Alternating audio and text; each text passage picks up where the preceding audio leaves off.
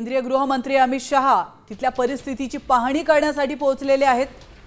तर घटनास्थळी अमित शहा आताची लाईव्ह एक्सक्लुझिव्ह दृश्य तुम्ही साम टीव्हीवरती पाहू शकतात। अगदी काहीच वेळापूर्वी म्हणजेच 6:30 ते 7च्या सुमारास मोठा स्फोट या ठिकाणी झालेला आहे।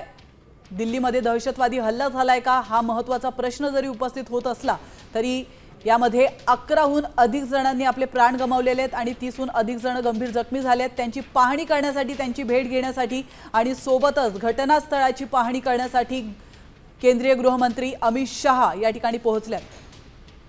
तर हॉस्पिटलमधली ही दृश्य आपण पाहतोय, ज्या हॉस्पिटलमध्ये या रुग्णांना, या जखमींना ॲडमिट करण्यात आलेलं आहे त्या ठिकाणी अमित शहा पोहोचलेले आहेत त्यांची विचारपूस करण्यासाठी।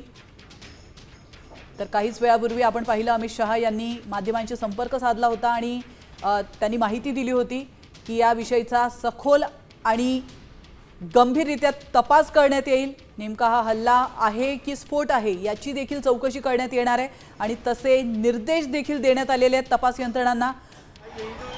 आणि थोड्याच वेळात मी जखमींची पाहणी करणार आहे, त्यांची भेट घेणार आहे असं देखील त्यांनी म्हटलं होतं।